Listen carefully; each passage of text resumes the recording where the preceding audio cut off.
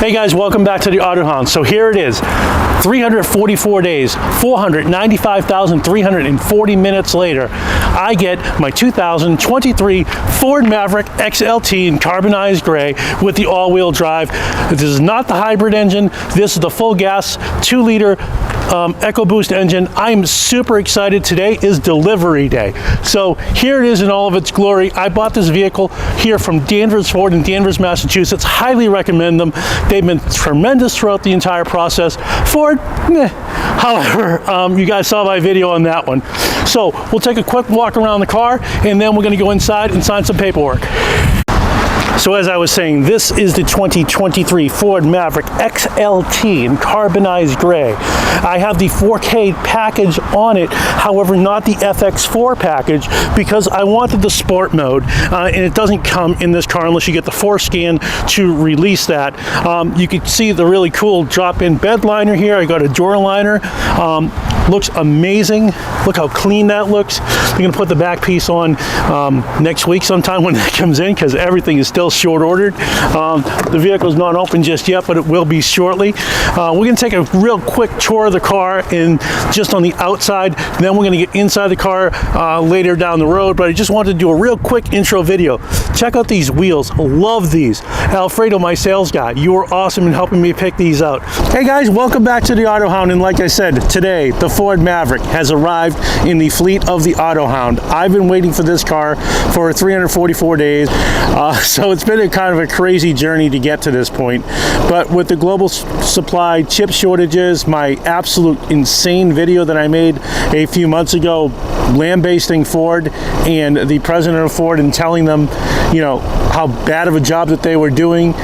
Finally, the order banks opened back up in September. My dealership put it right in. They put a priority code on it of 11. So 11 is the priority code you want if you want this to be built right away once the order banks open up again next September, if you decide that you're going to buy one.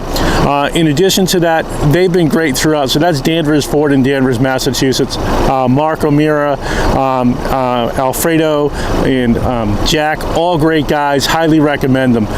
The other thing that I can tell you is that so far, from just driving this truck for the last couple of days, I love it. I've already got 110 miles, 113 miles on it right now. It's been a minute. I haven't done a live video. A lot of my videos have been shorts, which I really want to appreciate all of these new subscribers that I'm getting.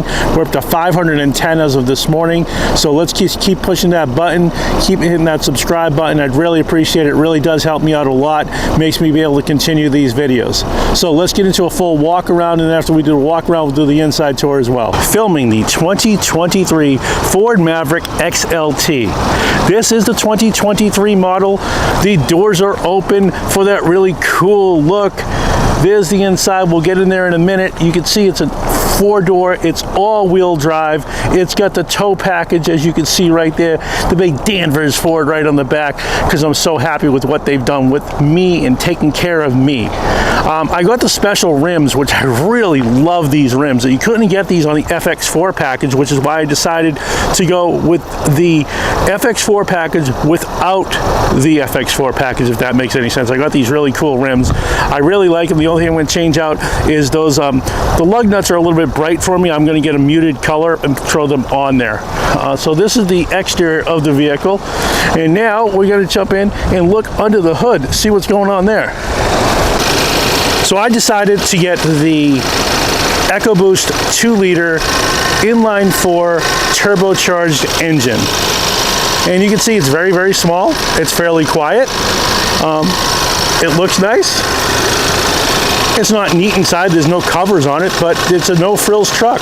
And for what you pay for these, it's definitely worth the price. You have the windshield washer fluid right there. You have the radiator fluid right here. You have the brake fluid back here. Your batteries right here. A little air cleaner over here. And your throttle bodies and your ignition packs, all of them in a row. Very easy to work on, it looks like. So I think that's why a lot of people are buying these, because they're super easily modified. So that's the front. One of the cool features on the outside of the car, which I did not share but I should have, is this right here. This is the lock button. You select your own 5-digit code. What's really cool is you hit 7, 8, 9, 10, or these two bottom ones together. It locks the car when you walk away from it, so you don't have to press the button. You just hit those two buttons and you're all set there. Hello Autohounders, I'm Ginny, Mrs. Autohound, and I hope you've been enjoying the videos that the Autohound works so hard to put together for you. Today, I'm going to talk about my favorite part of the car to test, and that is the roominess of the back seat. So many times you'll see that a car is listed as a 4 or 5 passenger seat car, and when you get into the back seat, there really isn't any room at all. So one of the things that I look for is, can we comfortably fit additional passengers in the back seat? So today, I've moved the front seat to a comfortable sitting position where I would normally sit. And then, as you can see, I'm sitting pretty comfortably in the back seat. I have leg room, I have headroom, I have room to move my arm, and there's certainly plenty of room for at least one more passenger, and possibly a small tiny terrier or two. So I have to say, I'm going to give the Ford Maverick a thumbs up on the back seat. Oh, and another thing that's very important in any vehicle, little trash can. Nothing worse than getting into a vehicle where there's water bottles and assorted McDonald's wrappers, Autohound, on the floor in the front seat.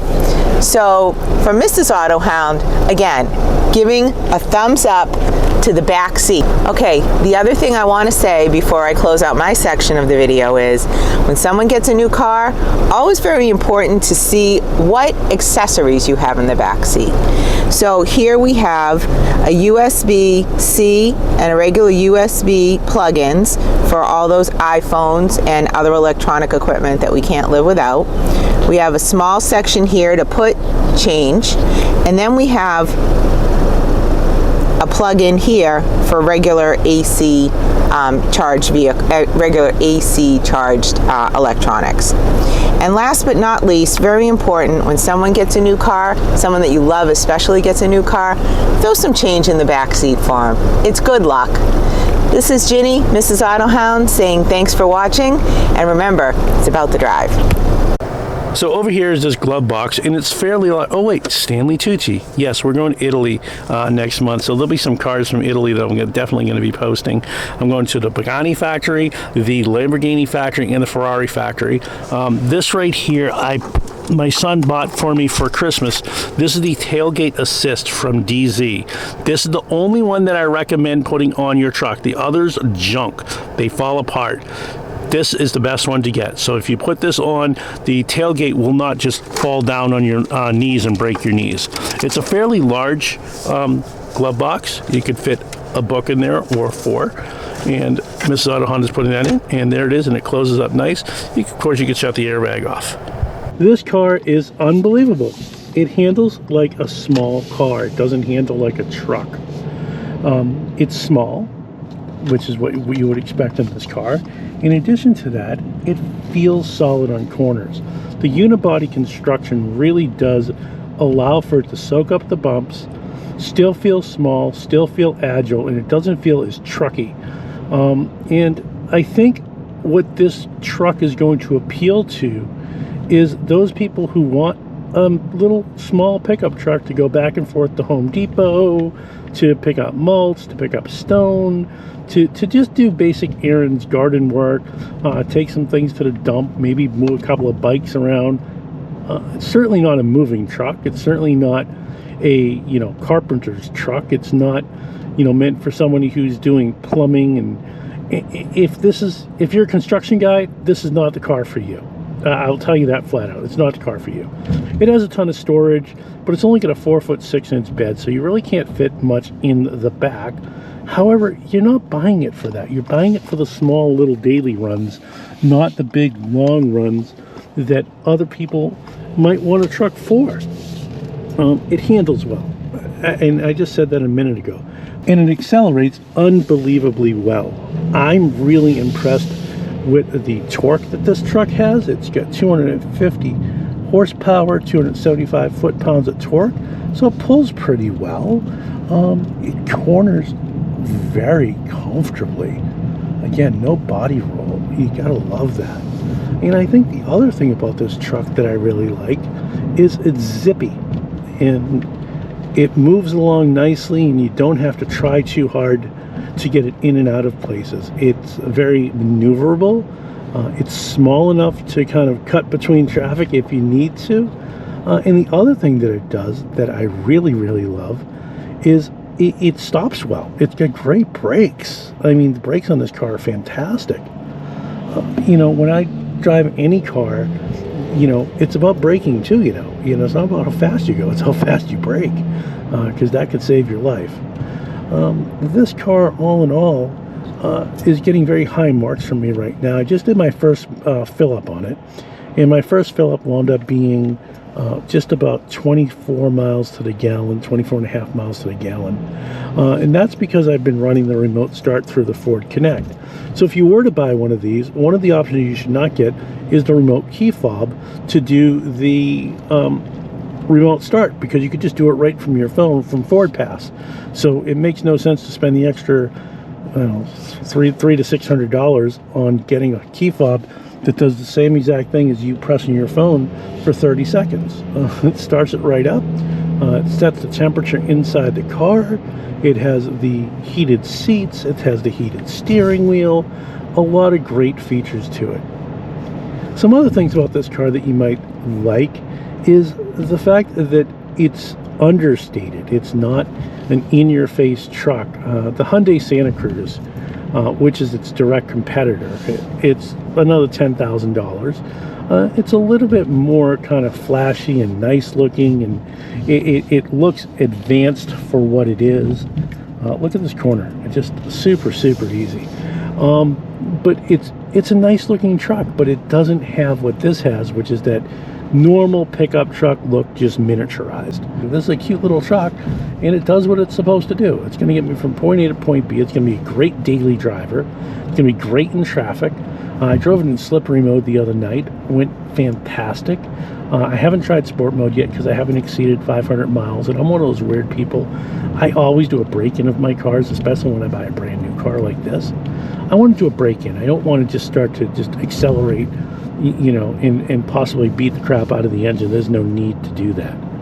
So, you know, definitely break your car in, get up over 500 miles, and then start to apply some throttle. And, you know, it's a great grocery getter. It's a great daily driver. My wife loves it.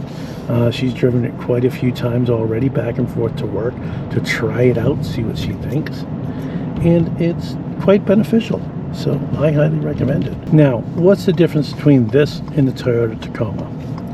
All right, let's not really be able to compare these two cars, because one's a mid-size, such as the Toyota Tacoma is, and this is a compact. But if I have to do the comparison, I will. And it comes down to this. The Tacoma is more refined.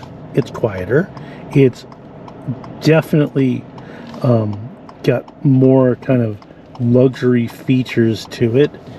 And it, you know, it's a Toyota, so it's going to last forever. I don't know how long this Ford is going to last. I know that these cars are, you know, they're Fords, they're American cars, and I generally have stayed away from American cars my whole life, just because I'm not a fan, but I'm giving this one a shot, see what it does. Now, this is pulling out of, and I haven't got on it, not over 4,000 RPMs, but you can see how fast that took off. But back to what I was saying about the Toyota. It's a Toyota, they're reliable, they're bulletproof. You'll get 220, 230,000 miles, but the negative is that it was getting 17 miles to the gallon. You know, going back and forth to work, that doesn't make it fun. It's expensive to fill up. This car gets 24 miles to the gallon. To contrast, the Tacoma is bigger. It's able to carry more stuff. You could do a contractor's job in a Tacoma without question. It is definitely built for it. So I definitely don't think that that's an issue. I certainly think that the Maverick doesn't have that capability and probably will never have that, and I don't think you want that. This car is built so that you can modify it pretty quickly. So is the Tacoma, in all fairness. The Tacoma is a very modifiable car, or truck, excuse me, and it definitely has its benefits, but not above this. Getting up on the highway here, you're going to see a little acceleration. I'm going to throw it in sport mode just because I haven't done it yet. So we're in sport mode now. So the revs, wow. Okay, so sport mode matters. I didn't think that it would, but it holds the gear a little bit longer. You definitely get some kick out of it. That's impressive. I'm very happy with that. My goodness, again, that was my first sport mode in this car, so excited about that. Didn't know it would do that. So recommend sport mode highly. So it doesn't come in the FX4 package. So if you want sport mode, do not get the FX4 package. You can't get it unless you use a system called Forscan, F-O-R-S-C-A-N, Forscan. They're not a paid sponsor. Although if you are looking to be a paid sponsor, please consider sponsoring. Please like, comment, and subscribe, because that's why I do all these videos. I do them for you. And I really want your comments, negative, positive, or whatnot. So here we are, cooking along here about 60 miles an hour. I'm going to give it a little goose and see what happens. Goodness gracious, 70 miles an hour, nice and easy. The one thing I don't like about this car is those horrible mirrors. The mirrors have the little tiny bubble mirror on the side to tell you, your blind spot, and it doesn't have the little directional lights. I assume if I got the Ford Copilot 360, it would have been there, but that is really my only dislike. So if you could have one dislike, that's what it is. It's a little noisy, but I expected that. I am going to put some sound deadening in during the springtime. That's going to be another video. I do plan on changing the speakers out, adding some tweeters over here.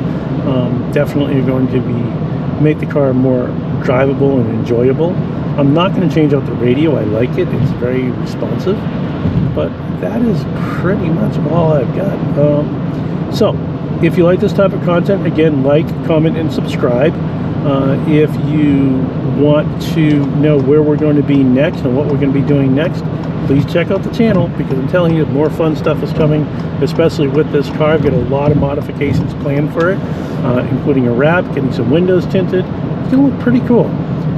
Other than that, thanks for watching. If you like this type of content, again, like, comment, and subscribe. And remember, it's about the drive.